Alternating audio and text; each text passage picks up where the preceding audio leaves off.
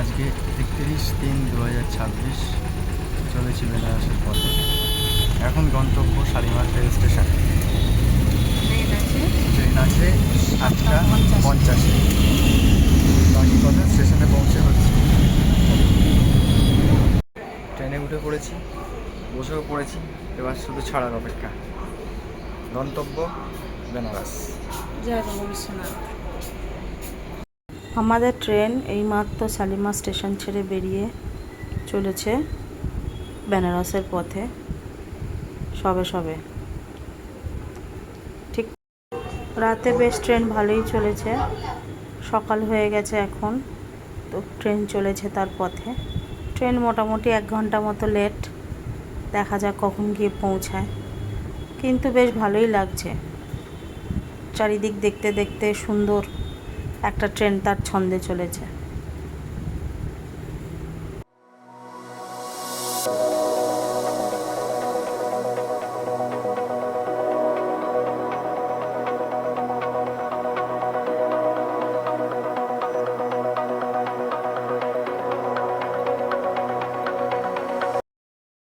এসে পৌঁছে গেছি বারাণসীতে। বারাণসী স্টেশন পেছনে দেখা যাচ্ছে। ঘড়িতে সময় 12টা। ঠিক আছে, হোটেলে পৌঁছে বাকি কথা হচ্ছে। বেশ ভালোই গরম ছিল, ট্রেন থেকে নেমে বেশ ভালোই গরম লাগছিল। দেখে এবার আমরা স্টেশনের বাইরে আস্তে আস্তে বেরিয়ে অটো ধরে চলে যাব গদলিয়া।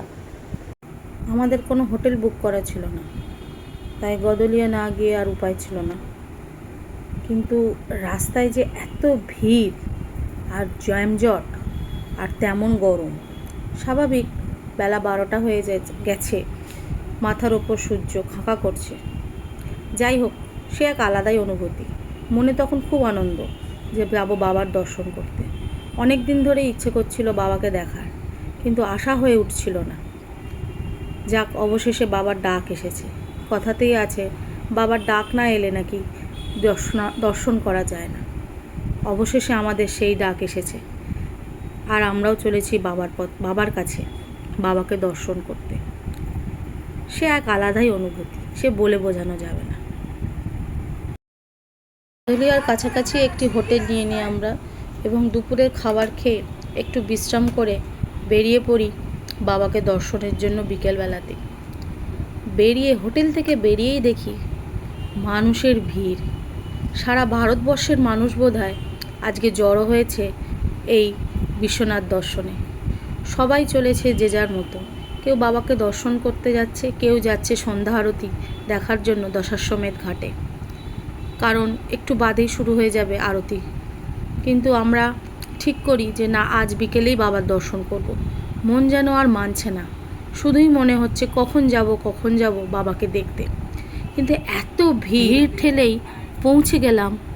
আরেকটা জিনিস যেটা চোখে পড়লো আমাদের, সেটা হলো বাঙালির সেই নস্টালজিয়া, সত্যজিৎ রায় ফেলুদা, সেই ক্যালকাটা লজ, এখন যার নাম দশাশ্বমেধ বোর্ডিং হাউস। এটা দেখেই যেন মনটা ফেলুদা করে উঠল।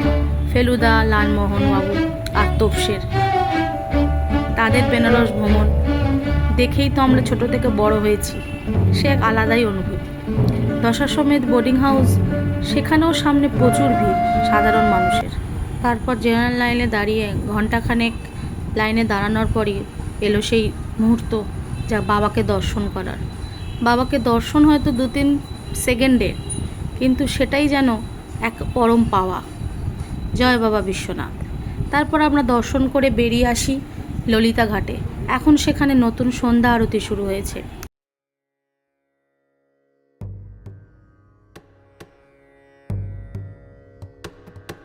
नमामि शमीशान निर्वाण रूपं विभुं व्यापकं ब्रह्मवेदस्वरूपं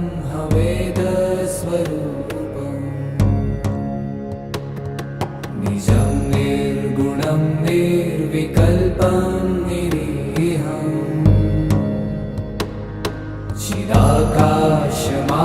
चिदाकाशमाकाशवासं भजेऽहम्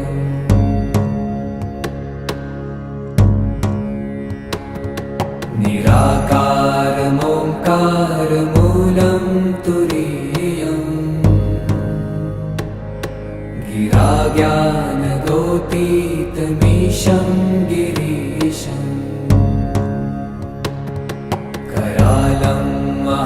कालकालं कृपालुम् गुणागार संसार पारं नतोऽहम्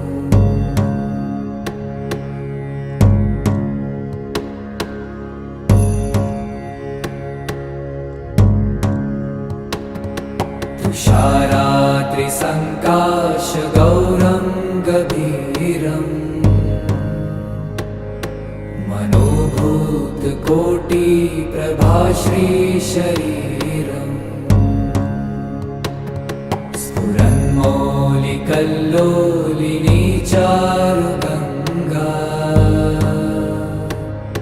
लसद्भालबालेन्दुकण्ठे भुजङ्गा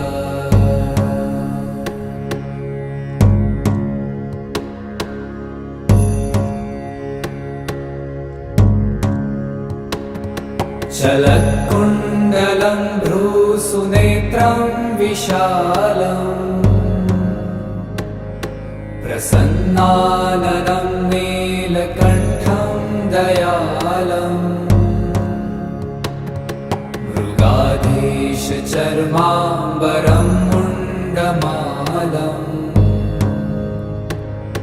प्रियं शङ्करं सर्वनाथं भजामि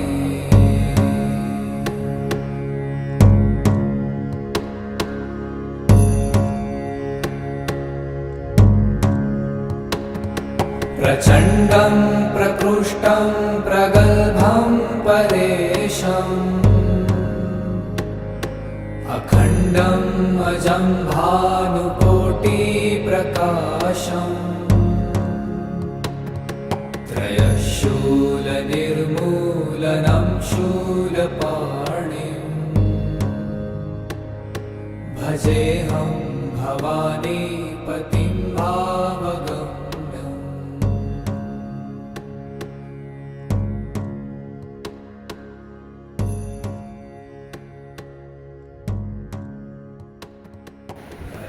আরতি দেখা শেষ করে ফিরে চললাম হোটেলের পথে। আজকের মতো পর্বটি এখানেই শেষ হলো। যদি ভিডিওটি ভালো লাগে তাহলে চ্যানেলটিকে সাবস্ক্রাইব করে এবং একটি লাইক দিয়ে পাশে থাকবেন জার্নি উইথ আরডি চ্যানেলে। নমস্কার।